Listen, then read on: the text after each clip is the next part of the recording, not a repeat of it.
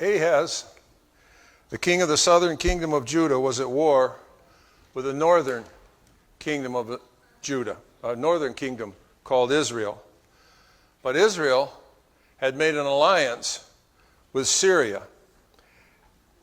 And God told him that was not a problem. Don't worry about that. They're just smoke and mirrors. What you need to worry about is Assyria. There's where your problem is going to lie. Assyria was one of the most ruthless and brutal empires to ever exist. The Lord will bring on you, on your people, and on your father's house such days that have never come since the day that Ephraim separated from Judah, the king of Assyria. In that day, the Lord will whistle for the fly that is in the remotest part of the rivers of Egypt, and for the bee that is in the land of Syria. And at the very beginning of the book of Isaiah, he listed a bunch of the sins of Judah and of Ahaz. They revolted against God. They were sinful. They were filled with iniquity. They despised the Holy One of Israel. And from the bottom of their foot to the top of their head, they were sick with bruises, welts, raw wounds. He called them Sodom and Gomorrah. And God hates for them to bring worship to him. And it sounds bad, but it seems kind of general. Seems kind of non-specific of what they actually did. So we need a little background history here to see exactly what's being talked about. So in 2 Kings, the 16th chapter, Ahaz did not do what was right in the sight of the Lord as his father David had done. But he walked in the way of the kings of Israel and even made his son to pass through the fire according to the abominations of the nations whom the Lord had driven out from before the sons of Israel. He sacrificed and burned incense on the high places and on the hills and under every green tree. Why would you burn your own children? Why would you burn your own son? He burned his own son. But first of all, look who the son was that he killed. In Matthew, this is the genealogy of Jesus the Messiah, the son of David, the son of Abraham. Those are the two big covenants. The covenant with Abraham, the covenant with David. The covenant that all blessings would become from Abraham's seed, and David's son. David's son that is called the Son of God, the eternal Son, the eternal kingdom. And he said Jesse was the father of David the king. David was the father of Solomon. Solomon of Rehoboam. Rehoboam of Abijah. Abijah of Asa. Asa of Jehoshaphat. Jehoshaphat of Joram. Joram the father of Uzziah. Uzziah the father of Jotham. Jotham the father of Ahaz. And Ahaz the father of Hezekiah.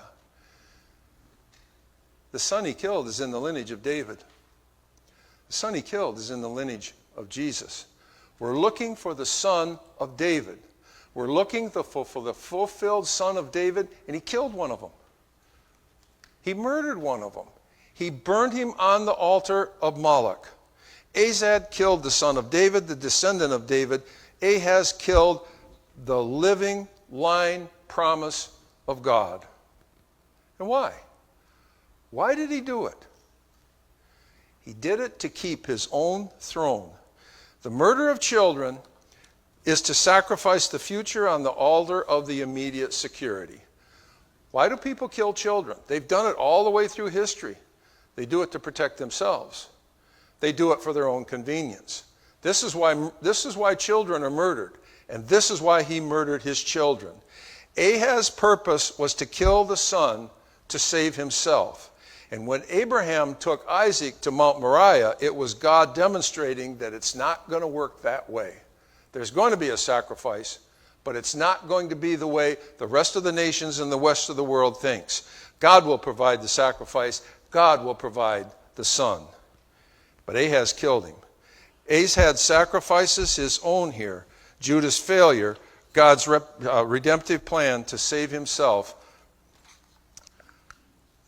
That's why the first chapter of Isaiah says Ahaz despised the Holy One of Israel. That's our main theme, main phrase in the book of Isaiah, is the Holy One of Israel. This is who Isaiah is preaching to. Ahaz did not just or he did just like the northern kingdom did.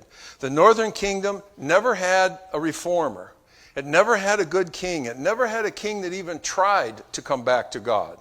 In fact, Ahaz went all the way back to the old Canaanites that God had driven out when they first took the land with Joshua 1,200 years before.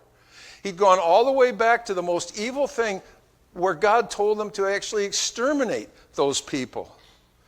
But he didn't really have to try too hard to build an altar to Moloch in order to kill his son, because right after Solomon had built the temple to God, he built an altar to Moloch himself. So back in 1 Kings, the 11th chapter, then Solomon built a high place for Chemosh, the detestable idol of Moab, on the mountain which is east of Jerusalem, for Moloch, the detestable idol, the sons of Ammon. Thus also he did for all the foreign wives who burned incense and sacrificed to their gods. So there's still a furnace just outside of Jerusalem where this took place. The thing's still standing there. But it was already there when Ahaz came to the throne. But Ahaz is going to be relying on Assyria for protection against the northern kingdom. So Ahaz, this is back in Kings in the history part, so Ahaz sent messengers to Tiglath-Pileser, king of Assyria, saying, I am your servant, I am your son. Come up and deliver me from the hand of King Aram and from the hand of the king of Israel, who are rising up against me. Ahaz is going to Assyria for help. In fact, he's paying Assyria for help. And look where he gets his protection money. Ahaz took the silver and the gold that was found in the house of the Lord in the treasury of the king's house and sent a present to the king of Assyria. Ahaz entered the temple. Ahaz shut the temple down. Moreover, when Ahaz gathered together the utensils of the house of God, he cut the utensils of the house of God in pieces, and he closed the doors of the house of the Lord, and he made altars for himself in every corner of Jerusalem. He shut the doors and locked the doors on the temple. You couldn't go worship God if you wanted to. But he opened the doors to the altar of Moloch. He burned his own son. Remember, Isaiah said in chapter 1 that God hated to have them worship him. And it's not just that they were bringing defective lambs or bringing something poor or not bringing enough. It's that their worship was just totally messed up and evil. So he locked the doors of the temple, and look at this detail. Then King Ahaz cut off the borders of the stands and removed the laver from them. He also took down the sea from bronze oxen which were under it and put it on a pavement of stone. This is what he tore apart. Look how big this thing is. This is the one that was built by Solomon.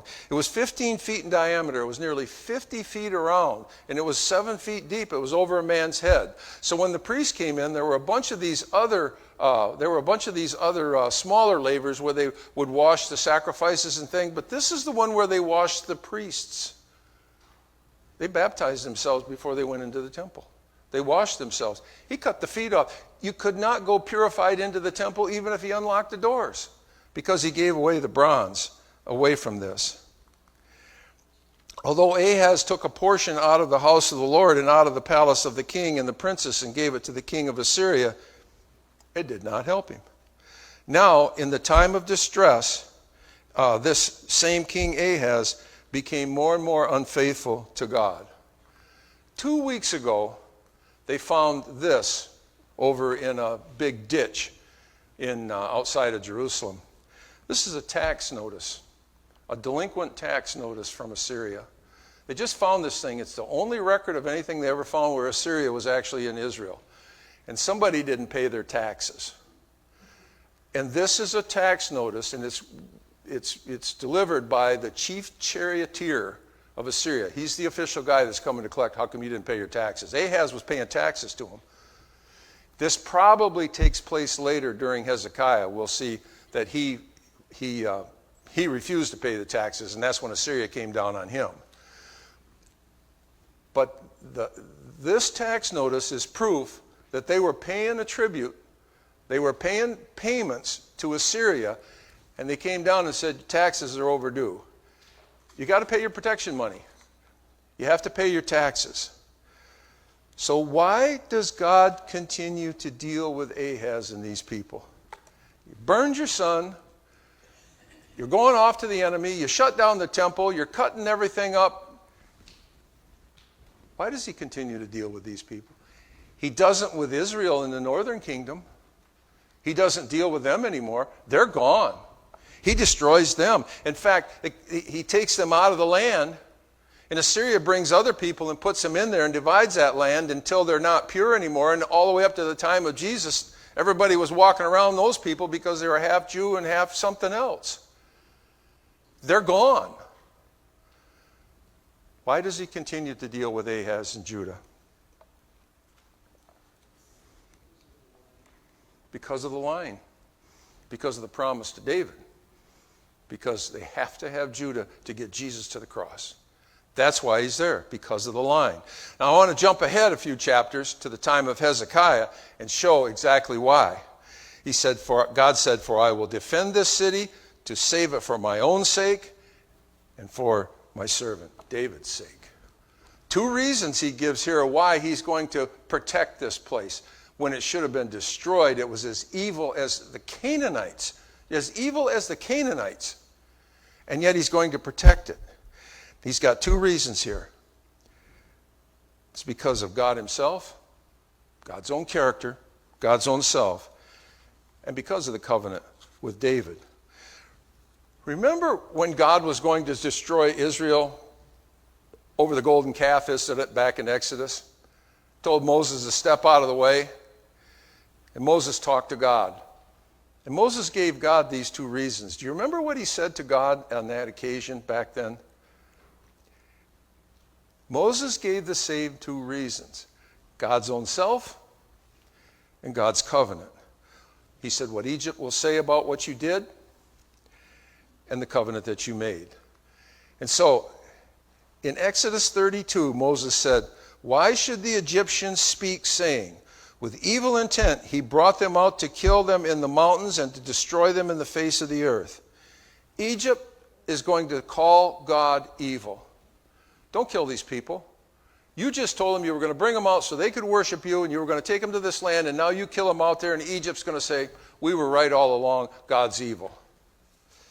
But then he said, remember Abraham, Isaac, and Israel, your servants to whom you swore by yourself, and said to them, I will multiply your descendants as the stars of the heaven and all the land of which I have spoken. I will give to your descendants, and they shall inherit it forever. So the Lord changed his mind about the harm which he was going to do to these people. God made a covenant with Abraham, Isaac, and Jacob, not with Moses. Don't start over with me. I'm not in the covenant. They are in the covenant. And so the reason God protects Judah and takes care of Judah, even though he punishes Judah and Ahaz, he's going to punish them, but they're not going to be destroyed. And the reason they're not going to be destroyed, is because of God's own character and God's own covenant. Okay, when Assyria captures Israel and Syria, Ahaz thinks his troubles are over. God told him not to worry about Israel and Syria. They're smoke and mirrors. But now he tells Ahaz, the same Assyria he trusted, they're going to turn on him. And so chapter 8 is a continuation of chapter 7. Then, so we have a continuation, then the Lord said to me, take for yourself a large tablet and write on it in ordinary letters, swift is the booty, speedy is the prey. And they got that name down there. Some of the translations don't say swift is the booty, speedy is the prey. They just say Maha Shahala Hashbaz. They just say that word there because that's the Hebrew for what that phrase, swift is the booty, speedy is the prey. And that's important because that's going to come up. That's what he's going to name his son. He's going to name his son that. I think that's the longest name in the Old Testament. But if you want to use that for a password on the internet, you're going to have to add a capital letter, a number, and a $sign. Because that's not big enough to be a password on the internet so that you can find your own email. So they take this sign and he's going to make it large. It's got to be eye-catching. It's an eye-catching message, and it's for everyone to read. And it's made with ordinary letters. There's not a secret code here. This isn't a personal piece of information just to the king or just to the priests or to secret people. God's word is not just for the theologically elite. God's word is for everybody. If you remember William Tyndale, he was trying to translate the Bible into English, and they were going to kill him. So he told the bishop, he says, "I defy the Pope and his laws. If God spares my life, in a few years a plowboy shall know more of the scriptures than you do." This piece of scripture, this piece of writing was big letters, plain letters, and put out where everybody could read this one. This is publicly known information. So Isaiah has a son, and God gives him this name, which is this Mahashahalar-Hashbaz. He gives him this name, which means there's going to be a swift destruction. It's going to happen quick, and you're going to be the prey. So here's the reason that he gives this name to his son in the 4th verse. "For before the boy knows how to cry out, 'My father and my mother,' the wealth of Damascus and the spoil of Samaria will be carried away before the king of Assyria." Now, the identical words are used in the chapter before talking about the boy Emmanuel. Those words in the Hebrew are identical. Before the boy knows. So we've got the same phrase about both of those. Do you remember? This is not a trick question, but it might be a little tough to remember. Do you remember what kind of prophecy was given to Ahaz there in the 7th chapter last week? What was the purpose of that prophecy? It was a time prophecy. Do you remember that? It was a time prophecy. So we put the chart up there last week, and we showed that when Ahaz became king, the king in the north, Pekah, he had about 3 years to live. And we could see from that chart that Israel was going to be gone 10 years after that. So when he said, by the time the boy knows right from wrong, and we usually judge the age of accountability from like 13 to 50 or something, when you can leave a kid home alone or be a babysitter or something like that. And that's exactly what happened. By the time this kid's old enough to know right and wrong and take responsibility for it, they're going to be gone. And that was a time prophecy. And we have the same thing here with this kid. Only the difference is, now he's going to say, when he can say mommy and daddy, how old are you when you can say that? Year or two? So it's another time prophecy, only now it's closer. And now it's not just to the king, it's to the nation. Before, it was just to Ahaz. Remember, God came to Ahaz and he said, give me a test. Give me a test on anything. Oh, I'm not going to do that. He wouldn't do it. So God says, I'll give you the test. Here's the test. Child's going to be born. By the time he's this old, those countries are going to be gone. So now the message is to the entire nation. It's to everybody. In a couple of years, those nations are going to be gone. So we have another prophecy. It's not the same prophecy, and it's not the same child, but it's a time prophecy that's showing us how long it is, and now the whole nation knows that. So the two differences are, the first one is, Ahaz is to the king. It's to the king Ahaz. But this one is for everyone. And it's also a time indicator, but now it's farther along, and we've got a shorter time. So before, it would be when the child knew right and wrong, we saw that chart that Pekah was going to be dead, the kingdom was going to be gone. But now when this child learns how to speak, this is only a couple of years. So here's what's going to happen to the northern kingdom of Israel and to Syria, his two enemies. Verse 6. Inasmuch as these people have rejected the gently flowing waters of Shiloah and rejoice in Rezin, that's the king of Damascus, the king of Syria, and the son of Ramallah, that's Pekah of the northern kingdom. So when you read this, all of a sudden you got these names here. You don't know who these guys are. So you're going to reject the Pool of Siloam, where the calm drinking water comes from Jerusalem. And you're going to rejoice in Syria and in the king of the north. So they switched the names up there to make it kind of adds to the poetry of Hebrew. And it kind of confuses us because we don't know all those names. So they rejected, under the kingdom of the north, they rejected Jerusalem and God 200 years ago when the kingdom split in two. And they rejected the calm of Israel, the calm of Jerusalem, the peace that they had in the land, the prosperity that they had in the land under Solomon. They liked Jeroboam, the man who made Israel to sin. They celebrated evil, and they celebrated false worship.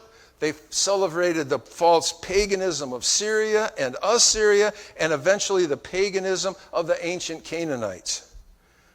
They're going to be shattered. They're going to be destroyed. And that's what people do.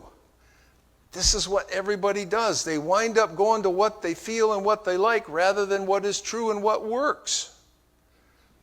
So the people rejected the peaceful protection. And God says, you want the north? I'll give you the north.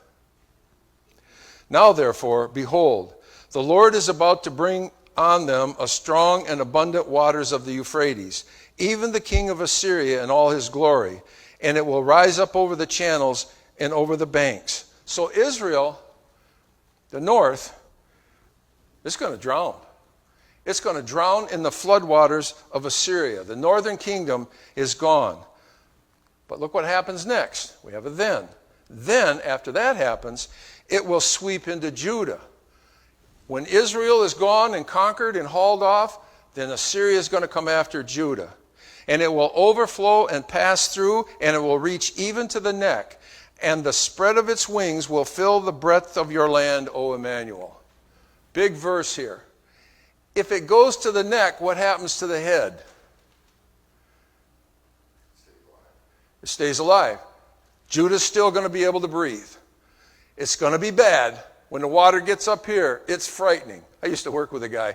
He was a fisherman, and he wanted to know if he was going out here fishing. He goes, the water's too deep. He says, I only go to water up to here. This is as high as I want to go. Never go to water over here. Judah's going to get water right up to the neck. It's going to be bad. It's going to be a horrible time. But they're not going to die like the north did. They're not going to be destroyed like the north did. Israel or Syria will flood over. Syria will flood over. Assyria will flood over Israel. Okay, I'm going to start again because I may have confused you. Assyria is going to come down and destroy Syria and Israel. And then while we got the momentum going, let's take out Judah too. And it's going to be bad, but they're not going to be destroyed. Assyria dares to attack the land of what? What's the land called here? Emmanuel. What's Emmanuel mean?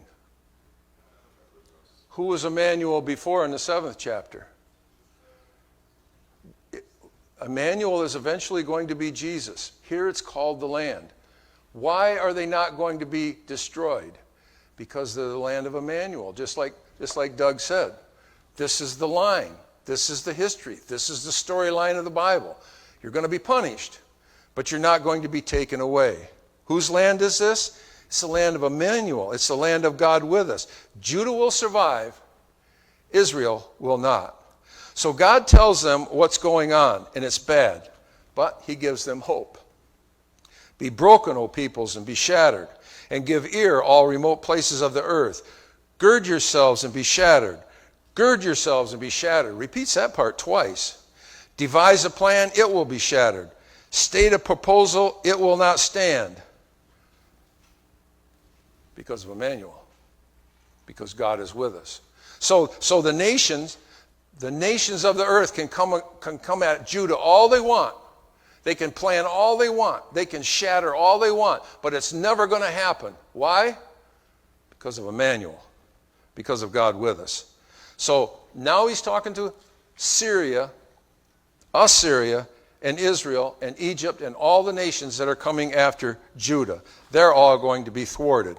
And the Hebrew says, because God is with us.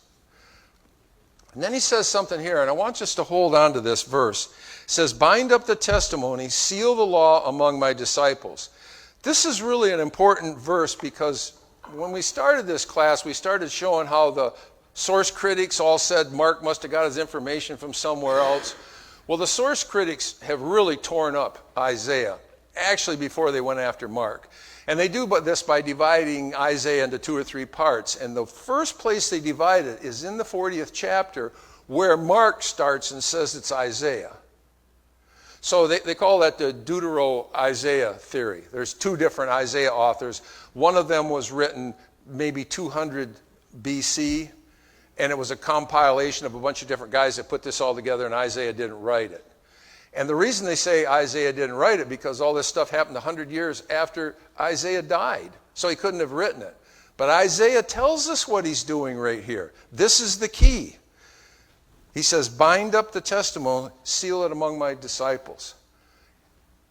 It was there, but nobody's going to read it. And he goes on in another place and he says the same thing. You're not going to understand it. So later on he says, the entire vision will be to you like words in a sealed book, which when they are given to one who is literate, saying, please read this for me, for I cannot understand it, for it's sealed. So part of this message is sealed up for later. Part of this message is sealed up for a long time later when it's time for Israel to return. And that's where Mark starts. Mark starts in the part of Isaiah where Isaiah is telling the people to return. So Mark's going to start talking about the highway of holiness that brings them back from captivity. That's what Mark says. I'm preaching the gospel of Jesus Christ from Isaiah. That's where it starts. We'll bring that up again because we're a little ways away from there, but we're going to make faster progress than you can possibly imagine here in a little while. So, in chapter 9, God once again looks to the future. But there will be no more gloom for who is in anguish. In earlier times, he treated the land of Zebulun and the land of Naphtali with contempt. But later on, he will make it glorious by the way of the sea on the other side of the Jordan, Galilee of the Gentiles. Whew. Now, first of all, what's he talking about here when he treated the land of Zebulun and the land of Naphtali with contempt? What's the land of Zebulun and the land of Naphtali? It's the northern kingdom. It's Israel. He's treating them with contempt. He's going to destroy them. But later on, he's going to make them glorious. How's he going to take these people that have been slaughtered and hauled off, and how are they going to be made glorious? And he shall make it glorious by the way of the sea, on the other side of the Jordan, Galilee of the Gentiles. So it's not going to be just Israel. It's not going to be just the northern kingdom, but it's actually going to be on the other side of the lake where the Gentiles live. And we're going to see that when Jesus gets here. Because Jesus in Mark is going to say, let's go to the other side. And when he goes to the other side, he's not just going to the other side of the lake. He's going to the dark side. He's going to the land of the Gentiles. And that's why we see that he's over there. He's fulfilling this prophecy here, that we got to go to the land of the Gentiles. So now we don't have a time sign. Whereas before we knew it was like 10, 15 years, 2, 3 years. Now we have no time sign. We don't know when this is going to happen. So when they read this, it's just later on. And so he says, in earlier times, he treated them this way. That's the way he's going to do it right now. But later on, in fact, I think the ESV says in the last days. I think it says the last days or something like that. In the last days, in the last times, he's going to do that. So, Israel and the northern kingdom are going to get destroyed. But later on, he's going to bring glory here. But he's going to do it by going to the Gentiles. So now we know when this later on was, because we're on the other side of the cross. And the New Testament tells us now we know when this later on is. So Matthew says, now when Jesus heard that John had been taken into custody, he withdrew into Galilee, and leaving Nazareth, he came and settled in Capernaum, which is by the sea, in the region of Zebulun and Naphtali. There was to fulfill the prophecy from Isaiah, the land of Zebulun, the land of Naphtali, by way of the sea, according to the Jordan, Galilee of the Gentiles. The people who were sitting in darkness saw a great light, and those who were sitting in the land of the shadow and death, upon them light dawned. Now we know when it happened. There was no time period given, so the time period winds up being 700 years. 700 years, Jesus shows up on the scene. And in the next verse, from that time, Jesus began to preach, repent, for the kingdom of heaven is hand. Now the light is coming, and he begins it in the north. He begins it around the Sea of Galilee and even into the land of the Gentiles. And this is exactly what Mark says. After John was taken into custody, now Jesus came to Galilee and preaches the same message, because now the time of Isaiah is being fulfilled. So Matthew and Mark agree that Jesus is in Galilee, in the land of the Gentiles, because of Isaiah chapter 9. So Mark spends the first half of his, because this is actually a class on Mark, in case you forgot. Mark spends the first half of his book in Galilee. How many trips do you think Jesus made to Jerusalem in his lifetime? Huh? 30 or 33. At least, probably. How many do we know about? How do we know Jesus preached for 3.5 years? Everybody says he preached for 3.5 years. The reason we know that is because the Gospel of John tells about the 3 Passovers that he goes to. So if he goes to 3 Passovers, it had to be 3 years. But then he goes for the Feast of the Tabernacles, and then he was taken there as a child, and so he might have gone there 30, 50 times. How many times does Mark tell us about? 1. Because Mark is telling us this story here, that Jesus is here. Then he takes Isaiah's highway of holiness to go to Jerusalem to be the king. So when they say, Mark left a lot of stuff out, Mark didn't know what he's talking about, Mark's showing us this. Mark is showing us that Jesus was here, Jesus traveled, and Jesus is here. And we'll have a chart when we get there. We'll have a chart there that shows exactly how the gospel according to Mark is laid out. He's not telling something that's wrong, and he's not telling something he didn't know about. He's showing us a point. He's writing from a point of view, like that movie that we talked about, Vantage Point. He's giving us a vantage point of what Jesus is doing. He's talking about the second Exodus. It's time to come home. It's time to come back.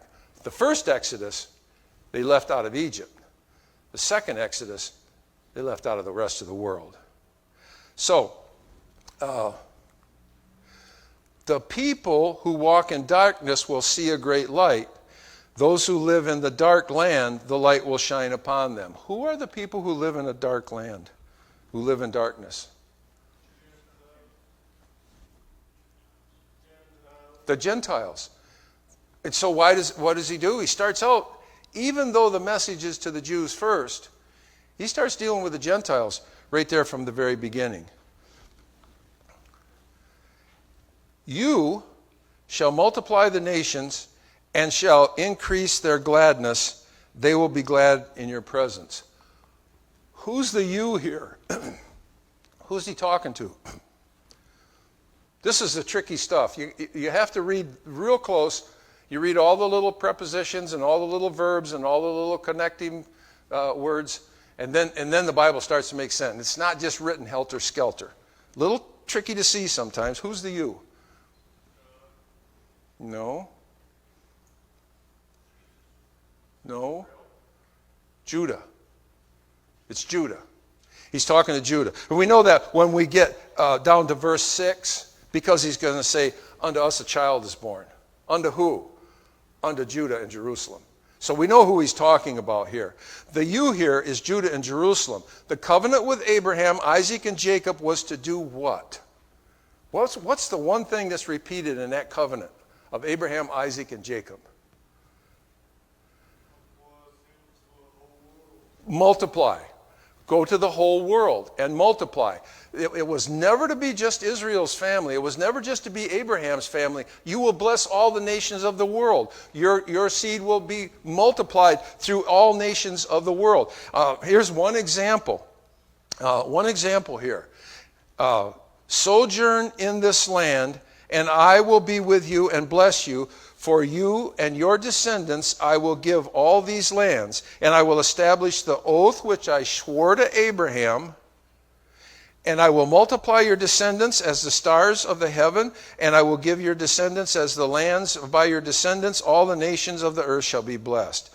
Never lose track of the storyline, because everything starts to fit together when we remember from the beginning that there was a promised seed that was going to crush the head of the serpent, and then we come down to Abraham, and Abraham's given, and that's passed on to Abraham, Isaac, Jacob. Eventually it's passed on to David.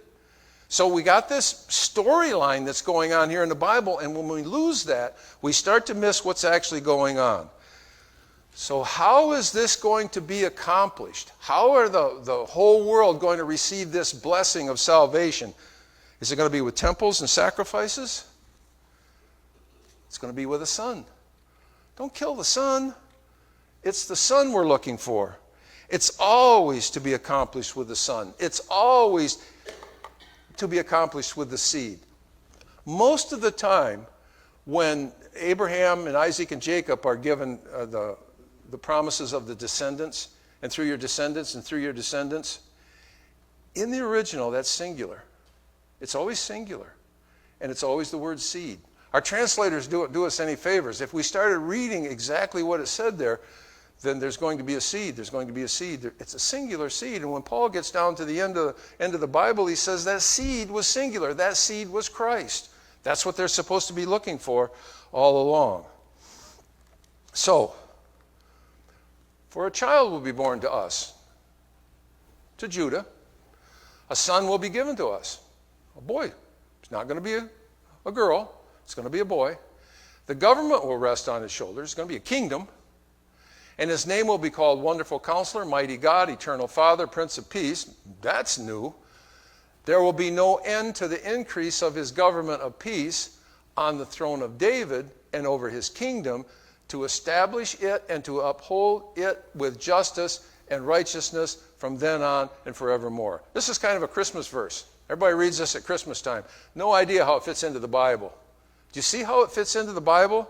Judah's going to have a son. It's going to be born to Judah.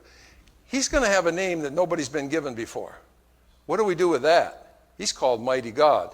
He's going to be on the throne of David, and it's the eternal throne of David. So when he gets here, he's going to be on the throne of David forevermore. How does he get to that throne? Isaiah is going to try to explain that when we get to the chapters 50 and so. He's going to get to the throne through the suffering and through the cross. That's what Mark's point is. Mark's point is he's not the king you want. He's the king on the cross. So, we're going to come back to this several times because this is crucial in the book of Mark. Now we come to chapter 10.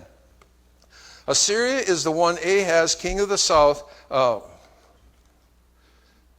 Assyria is the one that Ahaz went to get protection from the north.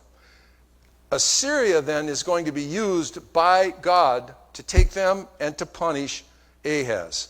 Not because Assyria is good, but because God's using them to get what he wants to do.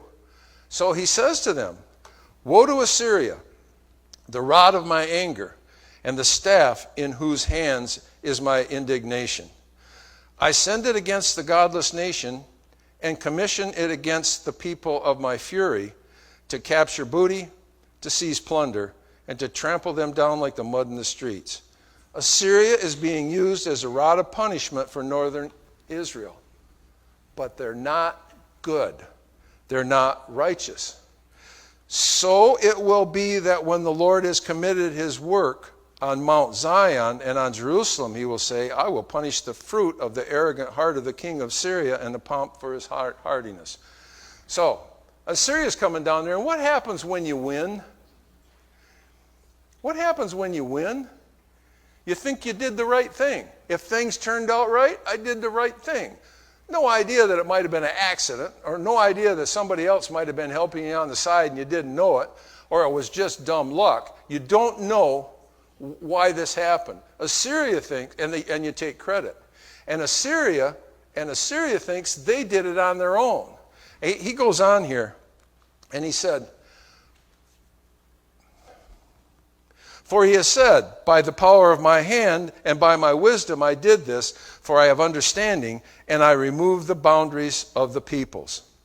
So he thinks that he's doing this, and he thinks he's getting this all done.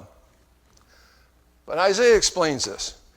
Is the axe to boast over the one who chops with it? Is the saw to exalt itself over the one who wields it?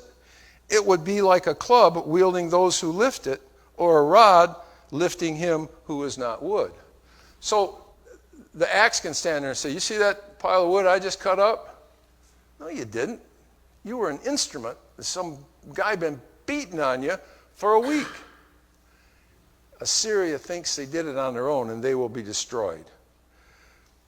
And so, after this is over, he says, now in that day, the remnant of Israel and those of the house of Jacob who have escaped will never again rely on the one who struck them, but will truly rely on the Lord, the Holy One of Israel. And there's a purpose to this horror that's about to take place. It's to instill faith and cause repentance. A remnant will return. That's what Mark's talking about. Mark's talking about the remnant that's going to return. A remnant will return, the remnant of Jacob, to the mighty God. For though your people, O Israel, may be like the sand of the sea, only a remnant within them will return. A destruction is determined, overflowing with righteousness. So we've got this quote, the sand of the sea. And that's the same thing that we keep seeing in the promises to Abraham. This is just a renewal of the promise to Abraham, and it's not the way you think it is. It's not going to be all of you people. It's going to be the whole world as it was promised to Abraham. It's not just the Jews. It's the whole world. In fact, some of the Jews aren't going to make it because they stay rebellious. And that's what Isaiah is talking. So, when is this going to happen? There shall come forth a shoot from the stump of Jesse, and a branch from his roots shall bear fruit. See you next week.